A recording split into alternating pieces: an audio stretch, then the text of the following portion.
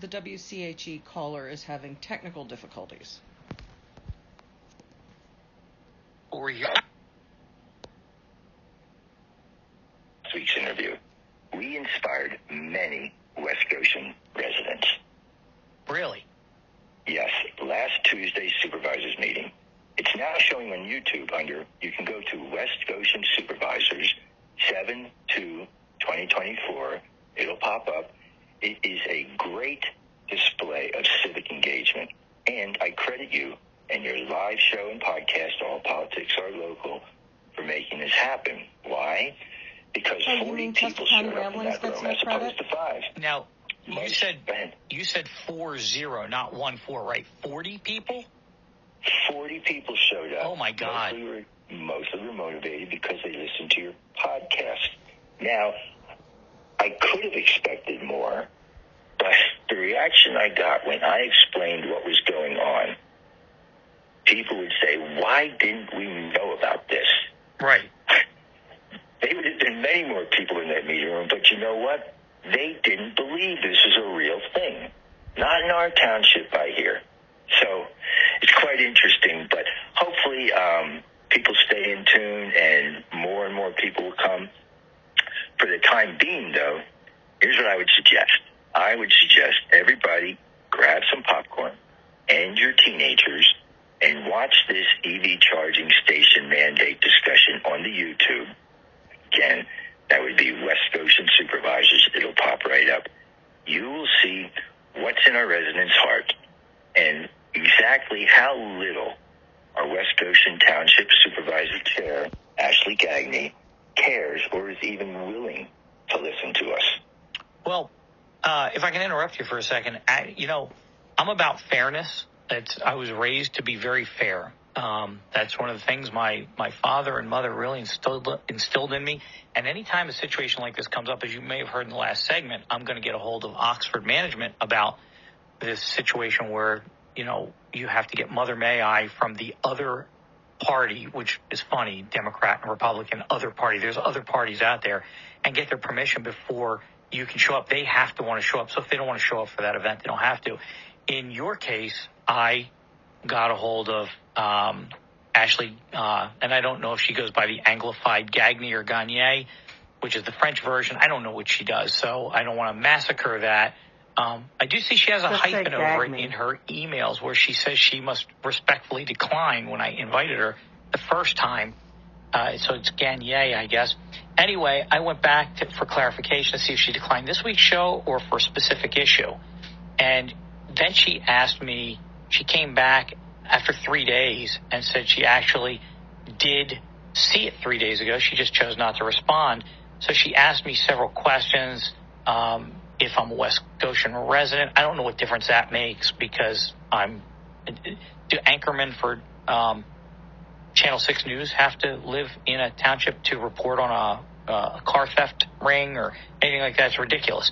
But very cordial. I was very nice to her and gave her information. She didn't know WCHE existed, apparently, so I told her it started in 1963, and it's a Westchester radio station that serves Westchester and the surrounding townships. And gave her a briefing. I answered all her questions. And so her response back to me after that, she said, I appreciate the offer to appear on your show, but I must respectfully decline. If you're interested in learning more about the EV ordinance, feel free to review the minutes from meetings during which it was discussed over the past several months. Now, it sounds to me like we can encapsulate that down to going right to the cliff notes at the very end, which is actually watching the video and seeing the conduct of both supervisors and residents, correct? Yeah, and to, let's say, put aside the suspense, they voted 5-0 to push this thing through. But as far as showing up for your radio show, that's her choice, right? Absolutely. I can't force anybody to come on. Yes, I can only give them the opportunity. Right. So 2 examples of things that happened during that meeting. Just to highlight, one resident who was at the meeting, Karen Took, had an afterthought on Chair Ashley Gagne, writing, she seemed to be missing, whether actual or on purpose, a very simple point. She seemed oddly in favor of the word choice until it came down people a choice. I guess it's choice on her terms. And that's my point, and I think we covered that in our first show. Yes. So there was another remarkable person at this meeting. It was Andrew Husband, a school teacher, and he was the alternate planning commission member who voted in favor of this ordinance back in June.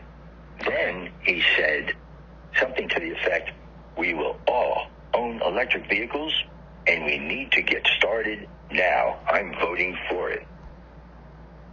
Again, where's the choice?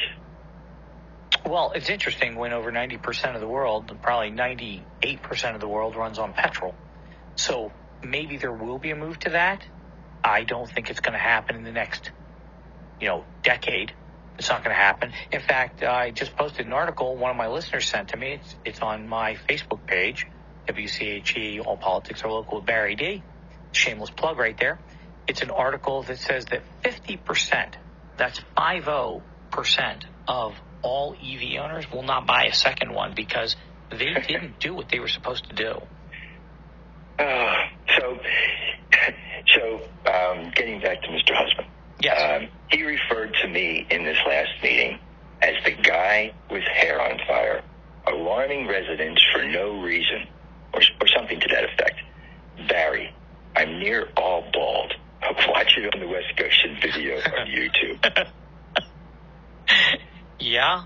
Well, people don't like things being out in the sunshine. As it's often been said, sunshine is the ultimate disinfectant.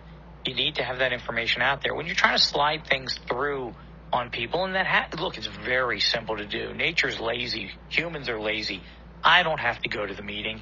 They're always shocked at the end. Americans as a whole, we don't want to get involved until it's almost too late in many cases.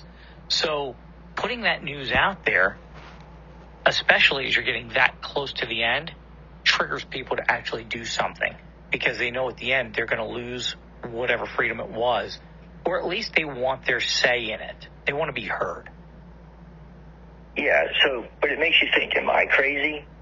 Facts, it's great quote, facts are persistent things. They said, oh, it was crazy, then the rain came, and all the fact checkers drowned. Well, that's a truthism, right? And by the way, meteorologists can be wrong 95% of the time and still have jobs. Them and economists. So, so in the end, it went through. What was the final decision on the whole thing? Well, the final decision was they voted 5-0 to force us to install empty conduits when 85% of us have no interest in buying electric vehicles. So for me, my takeaway is this is political expediency versus Jeffersonian-style governance on full display. And Barry, this is why your show is so important. We need you to keep expanding your broadcast, inform all Chester County residents, so there is some Jeffersonian engagement and the right things start to happen. So please keep up the good work. You rock. Well, I really appreciate the compliments. My head's getting too big for my headphones right now. And by the way, this just in, I understand the next ordinance they're going to have is you need to take an insurance policy out on a 1972 Torino. Not because you own one, but because you might someday. I'm going to follow that story, Barry. Go ahead. Okay. And don't forget, if anybody has any questions and want to reach me, I'm at sagepafirst@gmail.com. That's sagepA1st@gmail.com. And thanks again, Barry. Charlie, you're a hero. We're stroking each other way too much on this thing. But listen, thanks. And sounded anytime bad, you have Bear. something coming up in West Goshen, we're counting on you to be there for us. And hopefully you've gotten enough people interested. They're going to start coming to those meetings and watch what's going on in their backyard. Thanks, Charlie. We're going to take a commercial break. We got to